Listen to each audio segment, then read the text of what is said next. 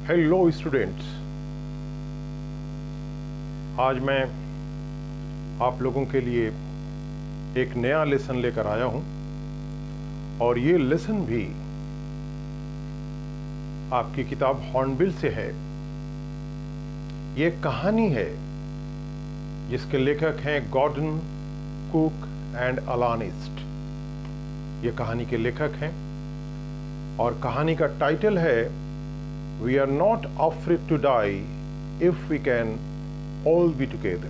मैं यहाँ एक बात बताऊं, अमेरिकन एक्सेंट में अफ्रेड को अफ्राइड कहते हैं और ब्रिटिश एक्सेंट में इसको अफ्रेड कहते हैं। You can pronounce in both the veg.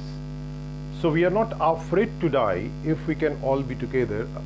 अगर हम लोग सब एक साथ मिलजुल कर रहेंगे तो हमें मरने से डर नहीं है। इस पर आज हम लोग इंट्रोडक्शन पढ़ेंगे और समरी हम लोग पढ़ेंगे। चलिए हम लोग आगे बढ़ते हैं। इंट्रोडक्शन शुरू होता है written by Gordon Cook and Alan East. ये कहानी इन दोनों ने लिखा हुआ है, गॉर्डन कुक ने लिखा, अलान ईस्ट ने लिखा है। The story is about a 37-year-old businessman. ये कहानी 37 वर्षीय एक बिजनेसमैन की कहानी है। Who is the narrator of the story, वो इस कहानी के सुनाने वाले भी हैं। He has a wife named Mary and 2 children. उनकी एक पत्नी है जिनका नाम मैरी है और 2 बच्चे हैं। एक का नाम जोनाथन, उसकी उम्र 6 साल की है, और दूसरा सुजेन, उनकी उम्र 7 साल की है। He and his wife both dream of a voyage. वो और उनकी बीवी दोनों ने एक प्लान किया हुआ है। ड्रीम किया हुआ मतलब यहाँ पर प्लान किया हुआ है कि वो एक वॉयज करेंगे, यानी एक समुद्री यात्रा करेंगे अराउंड द वर्ल्ड, और इस यात्रा में वो सारी दुनिया की सैर करेंगे ऑन देयर शिप। और ये सैर जो होगा उनके अपने जहाज पर होगा। उस जहाज का नाम होगा वेव वॉकर। वेव वॉकर जहाज का नाम है, आप इसको याद रखेंगे। Which is a 23 metre long. ये जहाज 23 मीटर लंबा और 30 टन भारी जहाज है ये। और ये 30 टन भारी जहाज जो है ये 30 टन वुडन हल, यानी इसका सामने का हिस्सा, इस जहाज के जो सामने का हिस्सा है वो लकड़ी का बना हुआ है, खूबसूरत। The ship is just like that of the famous captain James cook. 200 साल पहले कैप्टन जेम्स कुक ने अपने लिए जैसा जहाज बनाया था, वैसे ही जहाज इन लोगों ने भी अपने लिए बनाया है। यानी कैप्टन कुक ने 200 साल पहले या 200 साल के आसपास जो एक दुनिया की यात्रा करी थी जिस तरह के जहाज में, उसी तरह का जहाज इन लोगों ने अपने लिए बनाया है पानी का। और उसी पानी के जहाज में ये लोग समुद्री यात्रा करने के लिए कैप्टन जेम्स कुक के याद में ये लोग निकलेंगे। चलिए आगे बढ़ते हैं हम लोग। The whole family started sailing from Plymouth, England। England में एक जगह है उसका नाम है प्लाईमाउथ। पूरी फैमिली उसी प्लाईमाउथ नाम के जगह जो कि इंग्लैंड में वहां से निकलती है इन जुलाई 1976। जुलाई का महीना होता है 1976 में। The initial phase of the 3 year long journey, 3 साल की लंबी जो जर्नी थी उसकी जो शुरुआती दौर थी, was from Africa to Cape Town. यानी वो अफ्रीका से केप टाउन तक की सफर थी। It was pleasant. ये सफर जो थी ये प्लेजेंट थी, अच्छी थी। While heading east along with 2 newly hired crew man. और जब वो लोग हेडिंग ईस्ट यानी ईस्ट के तरफ वो लोग जा रहे थे, और उनके साथ उस समय 2 नए क्रू मैन को उन लोगों ने रख लिया था। एक का नाम था लैरी विजिल और दूसरे का नाम था हर्ब सिगलर। ये दोनों जो थे, जब ये दोनों के साथ वो लोग ईस्ट के तरफ जा रहे थे क्रू मैन के साथ, तो स्ट्रॉन्ग वेव्स हिट देम। वो ईस्ट की तरफ जाते हुए समुद्र की लहरें बड़ी मजबूत हो गईं और इन लहरों ने इनके जहाज को हिट किया। एंड देयर सर्वाइवल, और उनकी जो सर्वाइवल थी यानी जीवन को बचा के रखने की जो बात थी, वो बचा के रखने वाली बात एक क्वेश्चन हो गई, एक सवाल बन के रह गई। The story tells us about how they fought. ये स्टोरी जो है ये बताती है कि किस तरह से इन लोगों ने लड़ी, फाउट करी हर दिन, and survive till the end. और किस तरह से इस 3 साल के सफर को 3 साल के सफर के आखिरी दिन तक किस तरह से इन लोगों ने सरवाइव किया, इसको लेकर ये पूरी कहानी है। चलिए यहाँ से हम लोग समरी के तरफ आते हैं। We are not afraid to die if we can all be together. Summary, अगर हम लोग एक साथ रहेंगे तो हमें मरने से नहीं डरना चाहिए। इसके समरी यहाँ देखिए, हमने कैप्टन जेम्स कुक के बारे में लिख दिया है। 1728 में उनका जन्म हुआ था, 1779 में उनका देहांत हुआ था। ये एक ब्रिटिश एक्सप्लोरर और नेविगेटर थे और ये ब्रिटिश रॉयल नेवी के अपने समय में कैप्टन भी हुआ करते थे। इन्हीं के याद में इन लोगों ने ये यात्रा करना है। The narrator and his wife plan a voyage around the world just like famous Captain James Cook. जैसे कि हमने कहा, नरेटर और जो उनकी बीवी हैं वो दुनिया की सैर का एक प्लान करते हैं पानी के जहाज में, ठीक वैसे ही जैसे कि मशहूर कैप्टन कुक ने किया हुआ था. They have been prepared and perfecting their seafaring skill.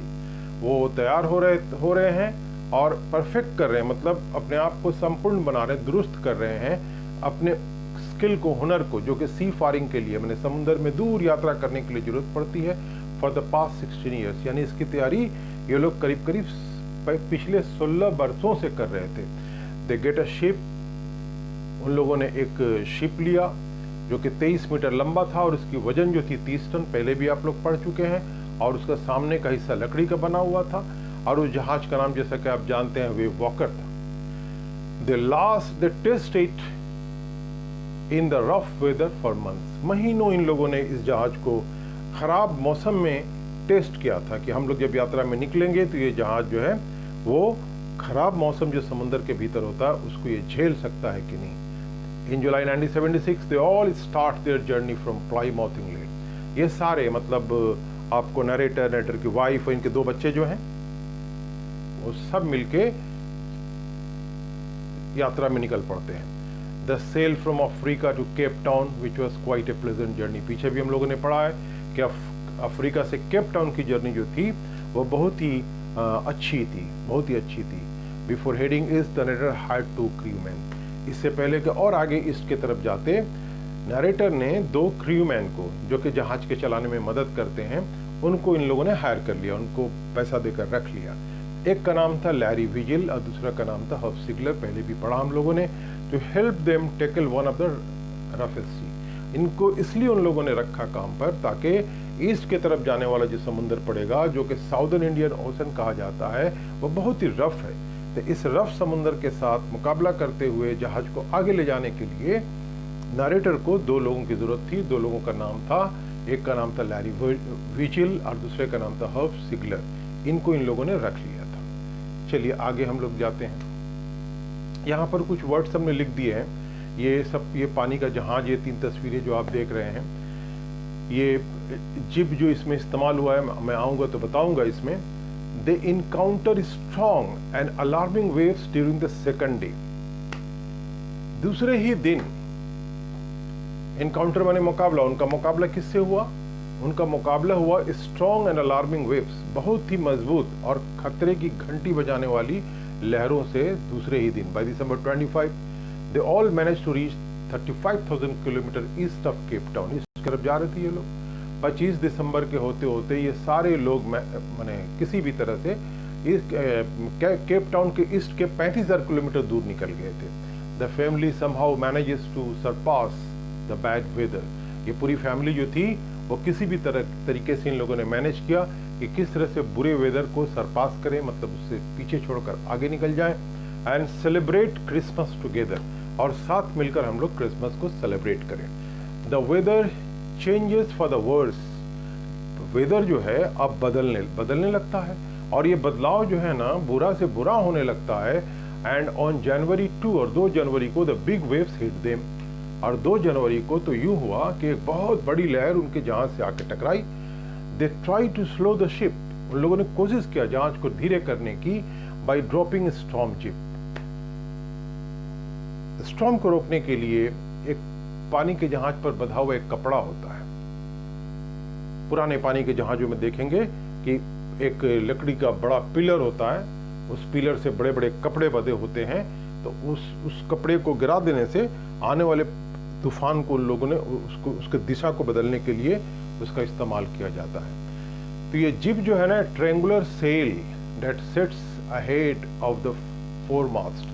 जहाज का सामने का हिस्सा के आगे रखा जाता है, जो जहाज को आगे ले जाने में मदद भी करता है. आप लोगों ने पुराने जहाज को तस्वीरों में देखा होगा कि पुराने जहाज के ठीक बीचों बीच एक बड़ा सा लकड़ी का खंभा होता है. उस खंभे में बड़े बड़े पर्दे बांधे हुए होते हैं.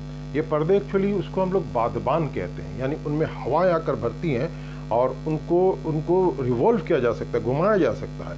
तो उस भरे हुए जो हवा जो भर जाता है उस बादबान में, तो उसको जिस तरफ हम लोग मोड़ते हैं हवा का फोर्स उसको जहाज को उसी तरफ ले जाता है। तो उसको रोकने के लिए उन लोगों ने क्या किया, देखो drop ship, they try to slow the ship, उन लोगों ने शिप को स्लो करने की कोशिश करी ये स्टॉर्म जिप को ड्रॉप करने के बाद। यानी अगर आंधी इधर से आ रही है तो उसको अपोजिट साइड में उन लोगों ने उसको जिप को ड्रॉप किया ताकि जहाज जो है वो उसके स्पीड को कम किया जा सके। And hit a heavy mooring rock, और ये हुआ मूरिंग रॉक, ये देखिए, यानी जिस मोटी मोटी रस्सियों में जहाज को बांधा जाता है उसको कहते हैं मूरिंग रॉक। अक्रॉस ए स्टर्न, स्टर्न जो है वो जहाज के पीछे के हिस्सा को कहते हैं स्टर्न। तो जहाज के पीछे के हिस्सा की तरफ इन लोगों ने मोटी मोटी रस्सियों को भी फेंक दिया ताकि कुछ मिले उसमें जहाज को बांधा जा सके कि जहाज जो है वो हवा जो तेज चल रही है उसको उड़ा के न ले जाए। तो यहाँ याद रखेंगे आप लोग, जहाज को दिशाहीन होने के लिए दो तरीके इन लोगों ने इस्तेमाल किए। एक तो इन लोगों ने स्टॉर्म जिप को ड्रॉप किया और दूसरा इन लोगों ने स्टर्न को, ठीक है ना, स्टर्न जो जहाज का पिछला हिस्सा है उस तरफ उन लोगों ने जहाज को बांधने वाले रस्सी को भी ड्रॉप कर दिया। It does not help much, इससे कोई फायदा नहीं हुआ। They carry their life raft, ठीक है ना, लाइफ राफ्ट ड्रिल, माने वो जो जिसको के पहनकर इंसान अपनी ज़िंदगी बचाता है, और उस सब चीज़ों को भी वो लोग अपने साथ लिए हुए थे। और अटैच लाइफ लाइन्स, और उनके साथ साथ जो लाइफ लाइन होते हैं पानी के जहाज के साथ छोटे छोटे जहाज लगे होते हैं, बड़े जहाज में छोटे छोटे जहाज लटके हुए होते हैं। अगर कुछ होता है तो इनकी रस्सियाँ खोलकर उन छोटे जहाज में दो तीन लोग बैठ के पानी से बाहर निकल आते हैं। तो वो भी उन लोगों ने लिया हुआ था। लाइफ जैकेट भी था जो पहनकर पानी में तैरा जाता है, ऑयल स्किन्स भी था। तो ये सारी चीज़ें जो कि आंधी तूफान में जान बचाने के लिए थी वह सब के सब जहाज में मौजूद थी, सबका इस्तेमाल इन लोगों ने किया। लेटर इन द इवनिंग, बाद में जब शाम हुई, ए वर्टिकल एंड ह्यूज वेव, एक एकदम सीधा वर्टिकल और एक बहुत विशाल लहर स्ट्राइक किया, टकराया पानी के जहाज से। And the narrator is throne of from the ship, और नरेटर को ऐसा लगा कि वो अपने जहाज से फेंका गया, जहाज से वो थ्रो ऑफ हो गया, किसी ने उसको उठा के फेंक दिया। उसको ऐसा लगा ही एक्सेप्ट हिज अप्रोचिंग डेथ, उसको ऐसा लगा कि हमारे आगे हमारी मौत आ रही है, अप्रोच कर रही है हमारी मौत, उसको एस्केप कर लेना है, एक्सेप्ट कर लेना। एंड स्टार्ट्स लूजिंग कॉन्शियसनेस, और धीरे धीरे उसके होश, कॉन्शियसनेस कहते हैं उसके होश को, उसकी होश जाने लगी। When the ship is about to overturn, और ऐसा लगा कि अब शिप बहुत जल्द ओवरटर्न हो जाएगा, पानी में उलट जाएगा। Huge wave hit again and turns it right back, जहाज इस तरफ के अभी इस तरफ से मुड़ के गिरी जाता कि एक बड़ा सा लहर आया और फिर जहाज को ऐसे सीधा खड़ा कर दिया, उसके असली जगह पर खड़ा, right back. He suffers injuries in ribs and mouth, और ये इधर से उधर जहाज जो लहरे में हो रहा था, इसमें जो नरेटर है उसको जख्में भी आई, जख्में उसके पंजड़ियों में आए, उसके मुंह पर आया। ही ग्रैब द गार्ड रेल, और जो पानी के जहाज के किनारे किनारे जो रेलिंग होता है, जो बाउंड्री होता है, उसको पकड़ लिया उसने। और क्या किया उन्होंने, and sail into the ship main boom, और उसके बाद वहाँ से कहाँ गए, वो मेन बूम में चले गए। Boom, it is a wooden pole, it is a wooden pole that greatly improves control of the angle and ship. जहाज की ऐसे गोलाई होती है, बीच में एक बहुत बड़ा पिलर होता है, ठीक है, लकड़ी का, और वो इस तरह से बीच में होता है ताकि जहाज को बैलेंस कर सके। उसके नीचे तहखाना भी होता है, तो वहाँ से उतर के वो नीचे तहखाने में चला गया, नीचे तहखाने में चला गया, ठीक है। अब देखिए, ही इंस्ट्रक्ट हिज वाइफ, वहाँ जाके अपने वाइफ मैरी को इंस्ट्रक्ट करता है टू गार्ड द व्हील, कि वो पहिया जो है जिससे कि जहाज की दिशा को इधर से इधर किया जाता है उसको गार्ड करे, उसको ठीक से देखे, ठीक है ना।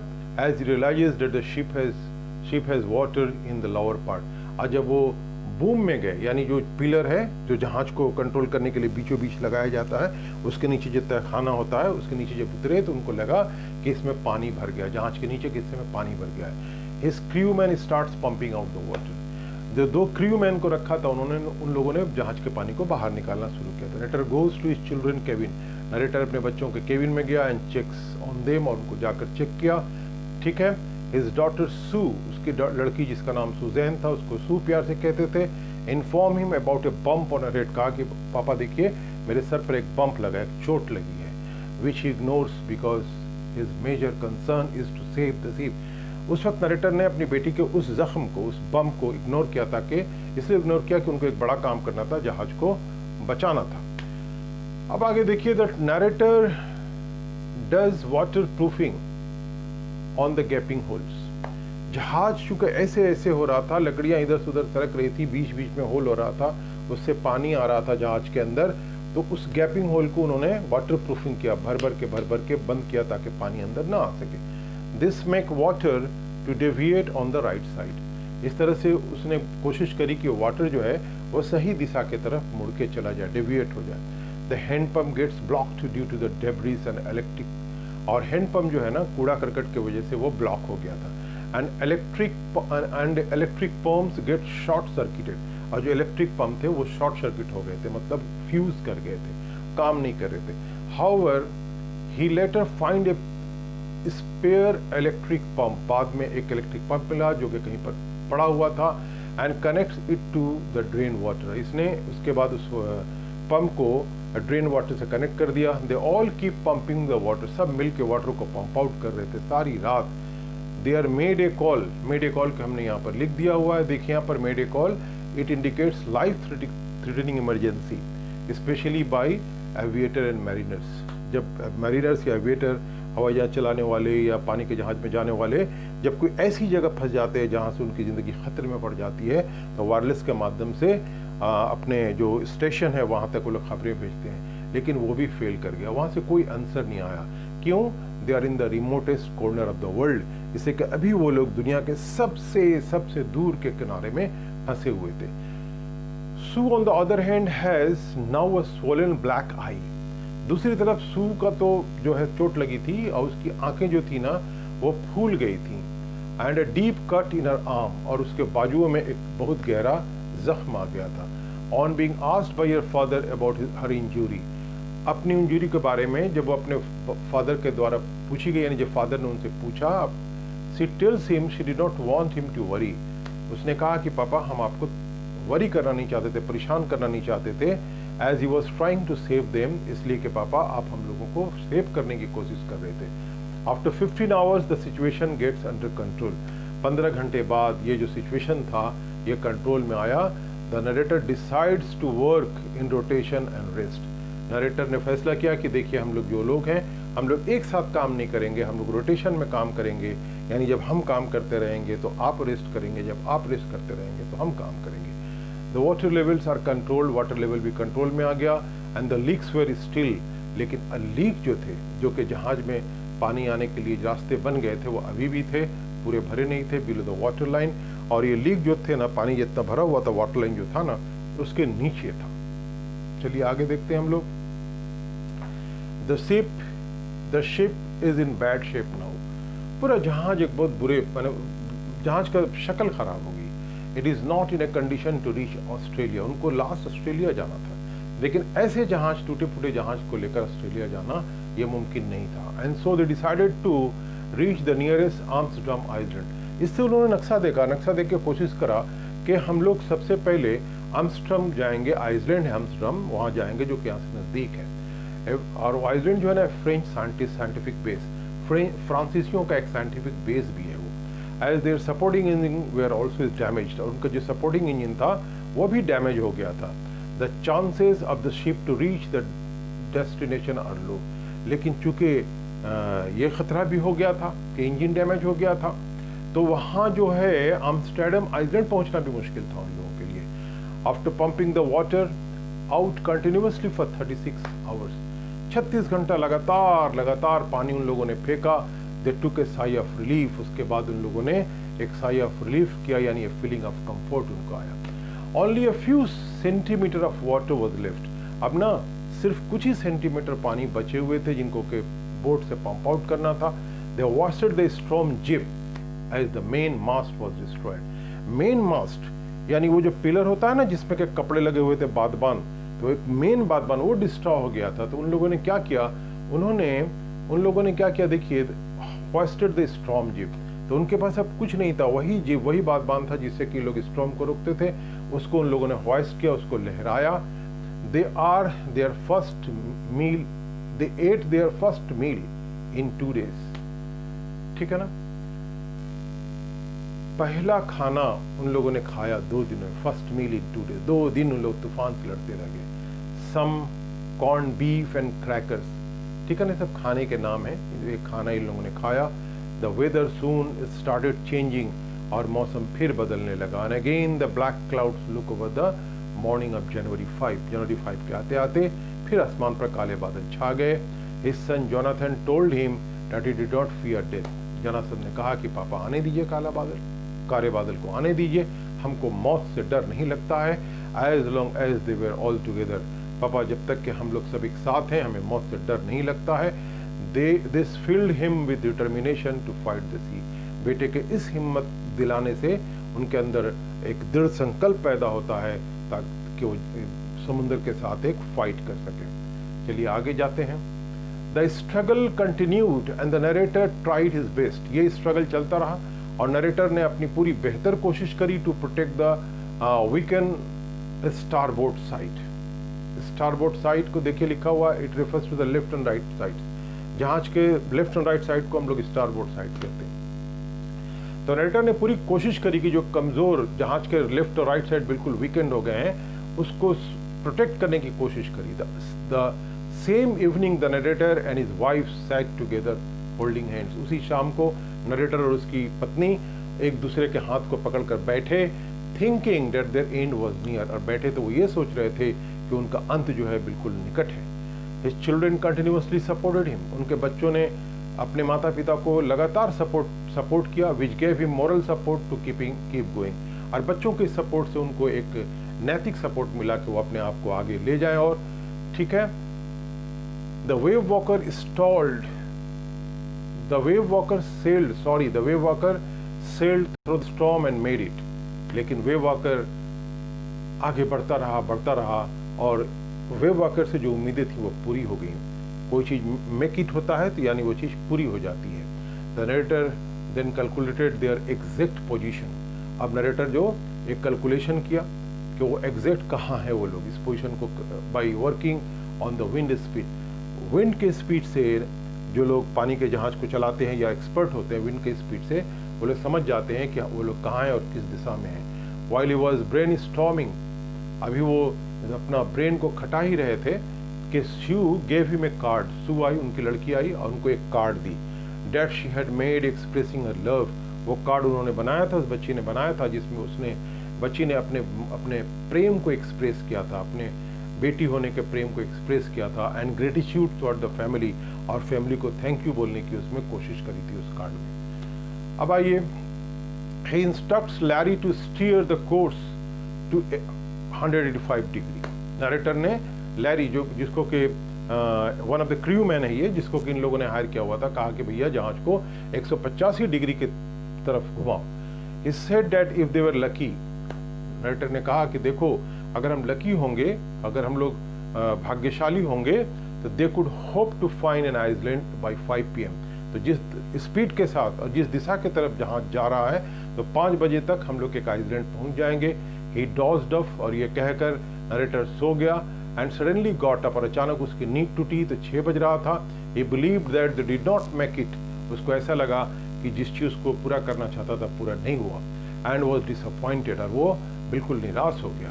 His son came and informed him. उसका बच्चा आया और उसने अपने पिता को इन्फॉर्म किया about how they reach the Amsterdam island. वो लोग एम्स्टर्डम आइसलैंड पहुंच गए थे।